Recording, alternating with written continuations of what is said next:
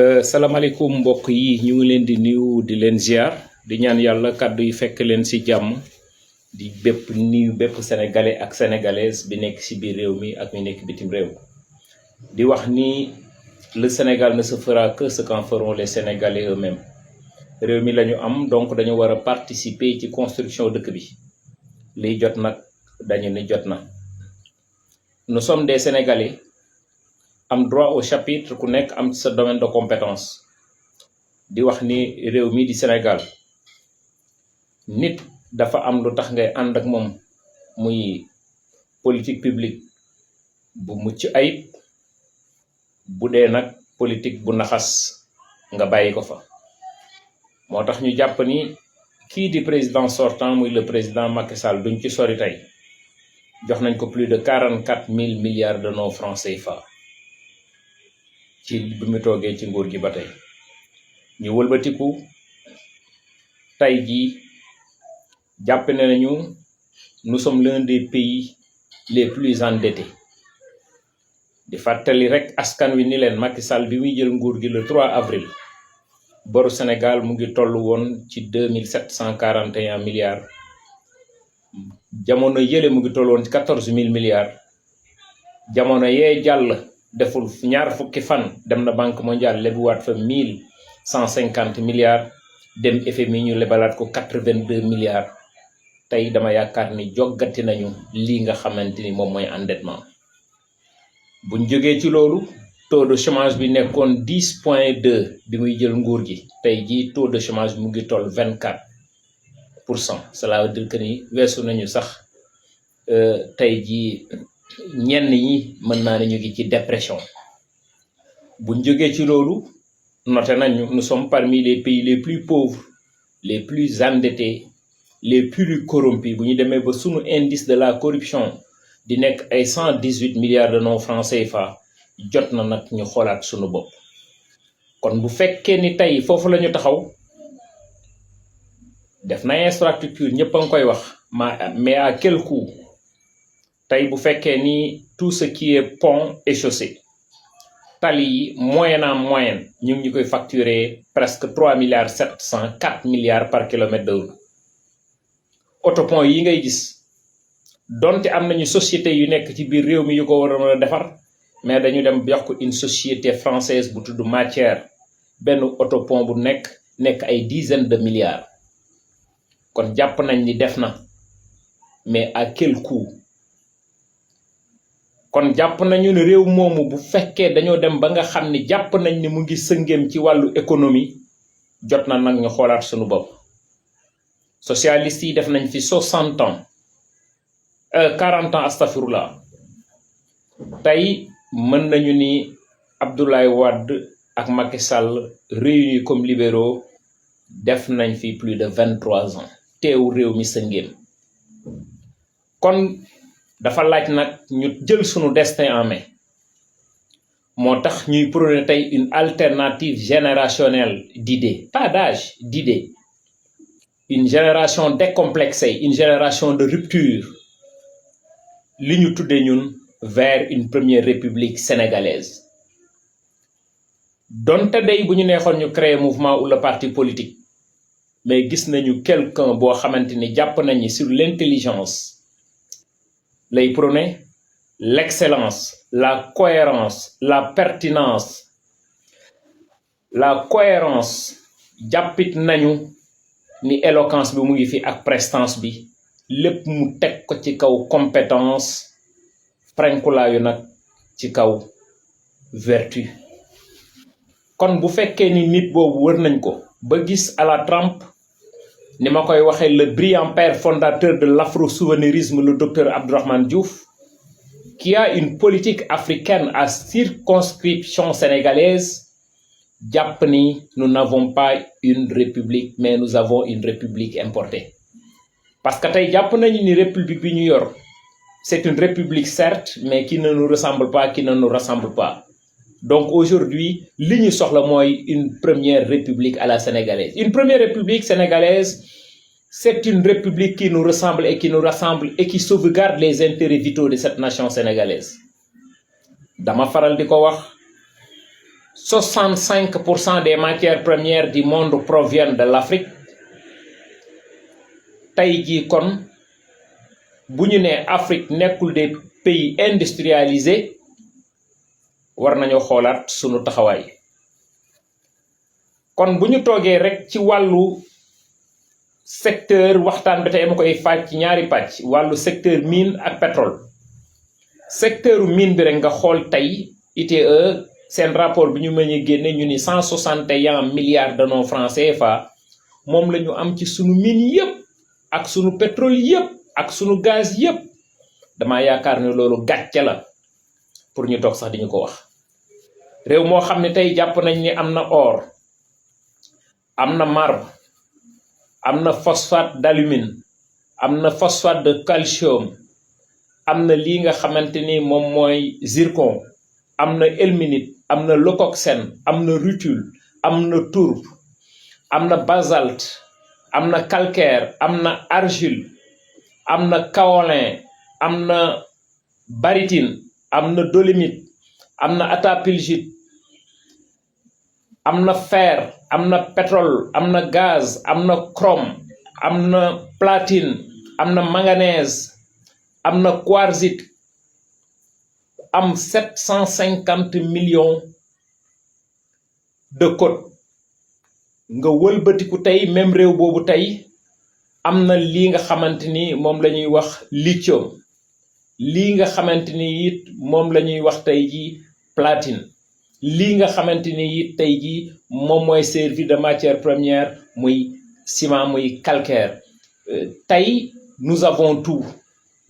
tout yàlla deseelatuñu dara. tey ñi nga xam ni ñoo yor brevet solaire ñoom seeni réew ñu ngi ci ay 170 heures d'ensoleillement. ñun Sénégal ñu ngi ci 3000 heures d'ensoleillement. le Sénégal est l'un des pays les plus ensoleillés du monde. kon jàpp naa ni man bu ñu defoon li ñu war a def jaar fa ñu war a jaar romb nañu 31% yi nga xam ni moom la ñuy bàkkoo tey ci solaire bi. boo jógee ci loolu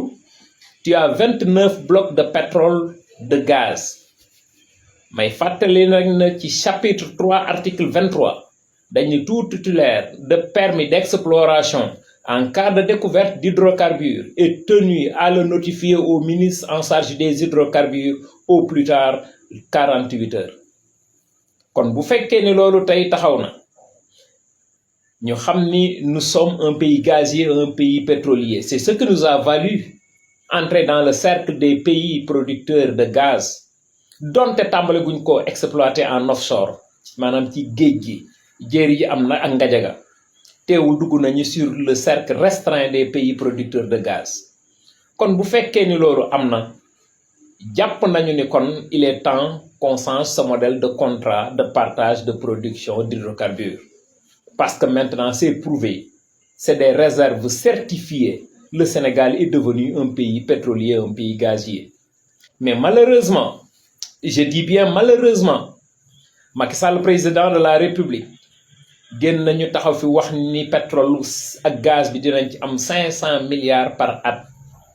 ñu toog ba ci yàgg ni 800 xawma 900 milliards par at. kon jàpp nañu ni 700 milliards 1000 milliards sax amul lu mu mën a changer ci mode de vie sénégalais yi ci 700 milliards ou le 800 milliards. kon ñun ñu jàpp ni li ñu wax ci article 25 de la constitution du Sénégal alinéa 1, les ressources naturelles appartiennent au peuple, ça doit être exploité en toute transparence au profit des Sénégalais. Le Sénégal ne se fera que ce qu'en feront les Sénégalais eux-mêmes.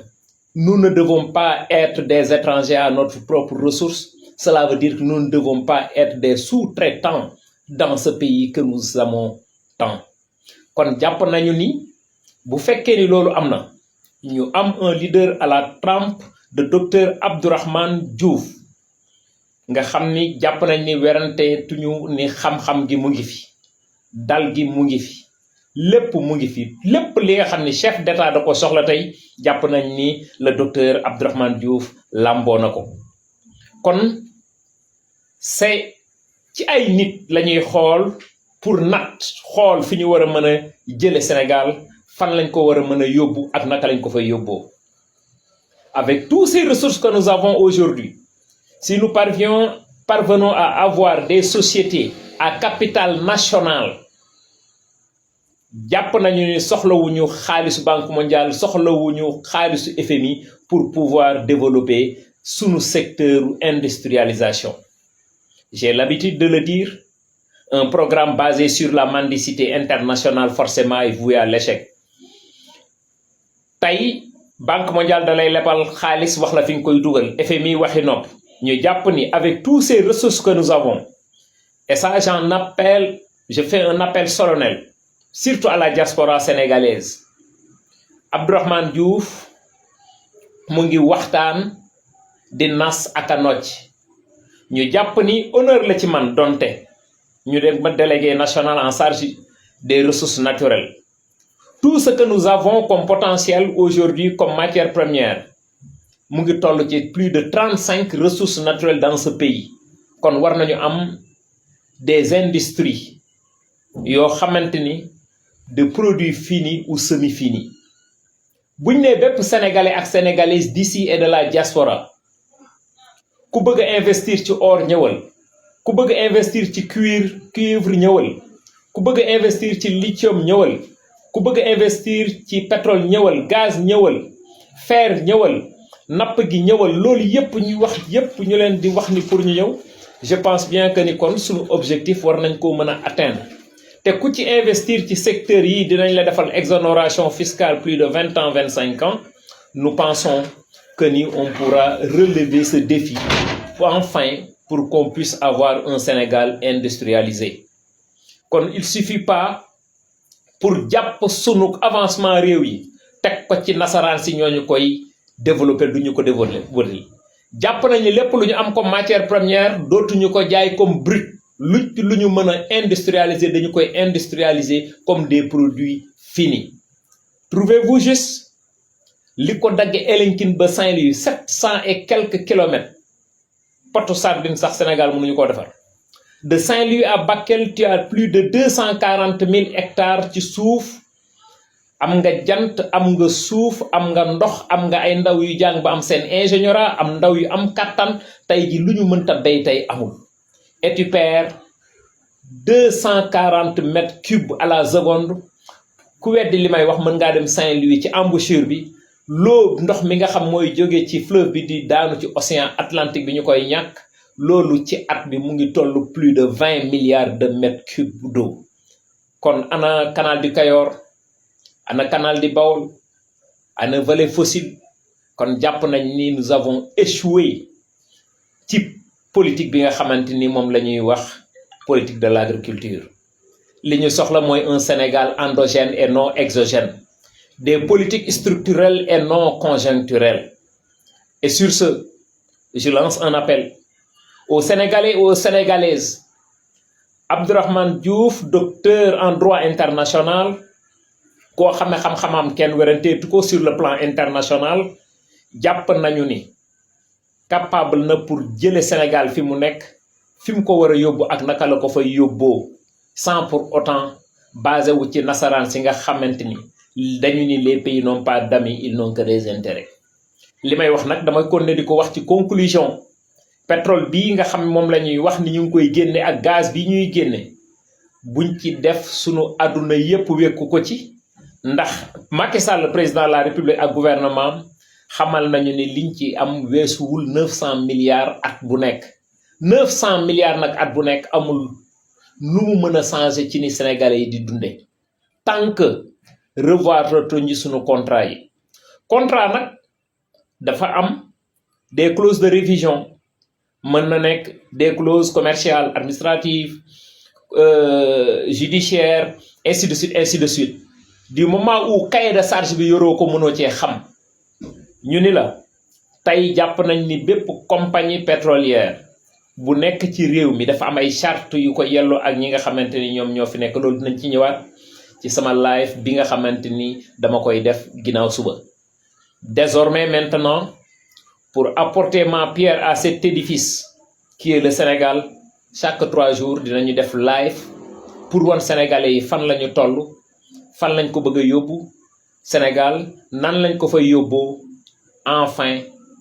pour une première république sénégalaise, une république qui nous ressemble et qui nous rassemble. Vive cette génération décomplexée, vive cette génération de rupture, vive cette alternative générationnelle d'idées. Ñu jàpp ni tey réew ndaw moo koy def te ndaw yi alhamdulillah macha allah jàng nañu xam nañu xàmme nañu yeewu nañu kon jàpp nañu ils peuvent faire leur choix. Abdourahmane en tant que candidat à l'élection présidentielle de 2024 wax na ko keroog pour la première fois un chef d'État di organiser élection te du ci bokk jàpp nañu ni 2024 les Sénégalais pourront faire le bon choix. Candidat yaa ngoog ku nekk waxal li nga man noo koy defee Sénégalais def seen choix mais ñun dey ak ki ñu àndal muy sunu candidat muy le docteur Abdourahmane Diouf choix mooy bàyyiwul kenn ku taxaw ni bëgg nga jiite réew mi pare nañu pour def débat fu ñu mënti toll ak yoon pas pour jaayante affaire mais ku nekk wax li nga xam ni moom ngay xeltu ak boo jëlee réew mi fan nga koy yóbbu ak noo ko fay yóbboo defe naa loolu buñ ko defee Sénégal rek moo ciy gagné mais du dualité encore une fois de plus ñun nag dañoo pare nekkuñ ci nit ñoo xam ne dañoo bokk ci ñiy làmbatu pour buñ jëlee réew mi di xool fan mooy dox ak lan lañ koy defale ñun pare nañu sur l'ensemble des secteurs raison pour laquelle nous avons beaucoup de délégués nationaux ci domaine de compétence bu nekk encore une fois de plus ñu ngi leen di remercier ba ginnaaw suba incha allahu rabbi jërë ngeen jëf